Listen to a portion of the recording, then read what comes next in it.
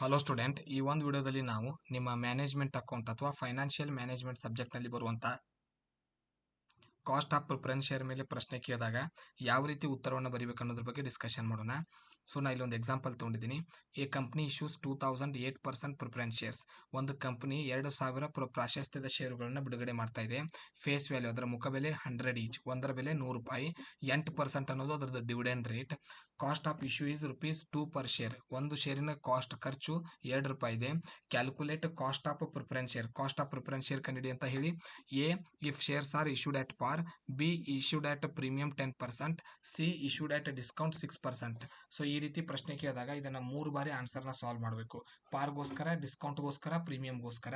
So ಅದಕ್ಕೆ 3 ಬಾರಿ ಈ ಫಾರ್ಮುಲಾ ಬರ್ಕೋಬೇಕು. ಸೊ ಏನ್ ಮಾಡ್ತೀವಿ, D divided by N P into 100 ಅಂತ ಫಾರ್ಮುಲಾ ಮಾಡ್ಕೋತೀವಿ. ಸೊ ಡಿ ಅಂದ್ರೆ ಏನು, ಪ್ರಶ್ನೆಯಲ್ಲಿರುವಂಥ 8% ಏನಿದೆ ಇದನ್ನೇ ನಾವು ಡಿವಿಡೆಂಡ್ ಅಂತ ಕರಿತೀವಿ.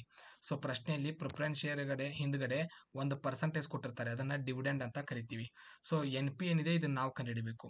ಎನ್ ಪಿ ಕಂಡುಹಿಡಬೇಕಂದ್ರೆ ಮೊದಲು ಫೇಸ್ ವ್ಯಾಲ್ಯೂ ಬೇಕು. ಶೇರಿನ ಮುಖ ಬೆಲೆ ಎಷ್ಟು, ₹100 ಫೇಸ್ ವ್ಯಾಲ್ಯೂ. ಸೊ ಮೊದಲನೇದು ಯಾವ ಮೆಥಡ್ ಬಿಡಿಸ್ತಾ ಇದೀವಿ ನಾವು, ಪಾರ್ ಅಂದ್ರೆ ಡಿಸ್ಕೌಂಟ್ ಇರೋದಿಲ್ಲ, ಪ್ರೀಮಿಯಂ ಇರೋದಿಲ್ಲ ಪಾರ್ನಲ್ಲಿ. ಕಾಸ್ಟ್ ಆಫ್ ಇನ್ಫ್ಲೇಷನ್ ₹2 ಇದೆ ಪ್ರಶ್ನೆಯಲ್ಲಿ. ಸೊ ₹100 ಈಗ ₹2 ಮೈನಸ್ ಮಾಡಿದಾಗ ₹98 ಆಯ್ತು. ನಮಗೆ ಡಿವಿಡೆಂಡ್ ಗೊತ್ತು, ಈಗ ಎನ್ ಪಿ ಗೊತ್ತು. ಈಗ ಫಾರ್ಮುಲಾ ಅಪ್ಲೈ ಮಾಡಿ ಆನ್ಸರ್ ಬಿಡಿಸೋಣ. 8 ಡಿವೈಡೆಡ್ ಬೈ 98 ಇಂಟು 100 ಮಾಡಿದಾಗ ನಿಮ್ದು cost of cost of preference share ಬರುತ್ತೆ.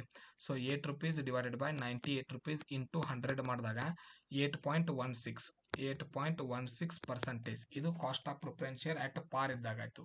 ಇದನ್ನೇ ಪ್ರಶ್ನೆನ ನಾವು ಡಿಸ್ಕೌಂಟ್ಗೆ ಬಿಡಿಸೋಣ. ಪ್ರಶ್ನೆಯಲ್ಲಿ ಪ್ರೀಮಿಯಂ ಇದೆ ಎರಡನೇ ಪ್ರಶ್ನೆ. ಬಿ ಪ್ರಶ್ನೆಯಲ್ಲಿ ಪ್ರೀಮಿಯಂ 10% ಇದೆ. 10% ಪ್ರೀಮಿಯಂ ಹಾಕೊಂಡು ಬಿಡಿಸೋಣ. ಸೊ ಈಗ ಫಾರ್ಮುಲಾ ಅದೇ ರೀತಿ ಇರುತ್ತೆ ಸೇಮ್.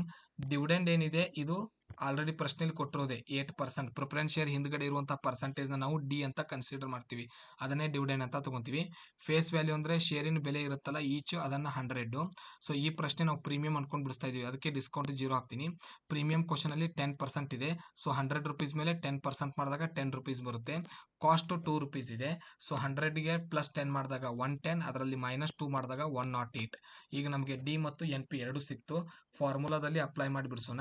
ಡಿ ಅಂದ್ರೆ dividend A2, 108 net present value into 100. So ಇವೆರಡು ಕ್ಯಾಲ್ಕುಲೇಷನ್ ಮಾಡಿದಾಗ 8 ಡಿವೈಡೆಡ್ ಬೈ 108 ಇಂಟು 100 ಮಾಡಿದಾಗ 7.40%. ಇದು ಸೆಕೆಂಡ್ ಅಟ್ ಪ್ರೀಮಿಯಂ ಇದ್ದಾಗ. ಇನ್ನು ನೆಕ್ಸ್ಟ್ ಡಿಸ್ಕೌಂಟ್ ಇದ್ದಾಗ ಬಿಡಿಸಿ ನೋಡೋಣ. ಸೊ ಪ್ರಶ್ನೆಯಲ್ಲಿ ಮೂರನೇದು ಕ್ವಶನ್ ಏನಿದೆ ಅಂದ್ರೆ ಡಿಸ್ಕೌಂಟ್ ಇಟ್ಟು ಬಿಡಿಸಿ ಅಂತ ಪ್ರಶ್ನೆ ಕೊಟ್ಟಿದ್ದಾರೆ. ಡಿಸ್ಕೌಂಟ್ ಆಟ್ 6% ಅಂತ ಪ್ರಶ್ನೆಯಲ್ಲಿದೆ. 6% ಡಿಸ್ಕೌಂಟ್ ತಗೊಂಡು ನಾವು ಆನ್ಸರ್ನ ಬಿಡಿಸ್ತಾ ಇದೀವಿ ಈಗ. ಸೊ 6% ಡಿಸ್ಕೌಂಟ್ಗೆ ಆನ್ಸರ್ ಏನಾಗುತ್ತೆ ನೋಡೋಣ. ಸೊ ಮೊದಲಿಗೆ ಫಾರ್ಮುಲಾ ಸೇಮ್ ಬರ್ಕೋತೀವಿ. ಡಿವಿಡೆಂಡ್ ಆದ ₹8 ಇರುತ್ತೆ. ಫೇಸ್ ವ್ಯಾಲ್ಯೂ ಅಂದ್ರೆ ಪ್ರಶ್ನೆಯಲ್ಲಿರುವಂಥ ಈಚ್ ವ್ಯಾಲ್ಯೂ ₹100. ಡಿಸ್ಕೌಂಟ್ ₹100 ಮೇಲೆ 6% ಮಾಡಬೇಕು, ₹6 ಬರುತ್ತೆ. ಯಾಕಂದ್ರೆ ಪ್ರಶ್ನೆಯಲ್ಲಿ 6% ಡಿಸ್ಕೌಂಟ್ ಇದೆ. ಸೊ ₹100 ಮೇಲೆ 6% ಮಾಡಿದಾಗ ₹6 ಬರುತ್ತೆ. ಪ್ರೀಮಿಯಂ ಬಂದಿಲ್ಲ, 0 ಹಾಕ್ತೀವಿ. ಕಾಸ್ಟ್ ₹2 ಇದೆ. ಸೊ ₹100ದಲ್ಲಿ 6 ಮತ್ತು 2ನ್ನ ಮೈನಸ್ ಮಾಡಿದಾಗ ₹94 ಬ್ಯಾಲೆನ್ಸ್ ಉಳಿಯುತ್ತೆ. ₹92 ಬ್ಯಾಲೆನ್ಸ್ ಉಳಿಯುತ್ತೆ. ಸೊ ಈಗ ಫಾರ್ಮುಲಾದಲ್ಲಿ ತುಂಬೋಣ. ಡಿವಿಡೆಂಡ್ ಅಂದ್ರೆ 8, ₹92 ಎನ್ ಪಿ ಇಂಟು 100. 8/92 ಇಂಟು 100 8.69 ಬಂದಿದೆ ಪರ್ಸೆಂಟೇಜ್. ಈ ರೀತಿ ನಾವು ಕಾಸ್ಟ್ ಆಫ್ ಕಾಸ್ಟ್ ಆಫ್ ಡಿಬೆಂಚರ್ನ at par, at discount, at premium ಬಿಡಿಸ್ತೀವಿ.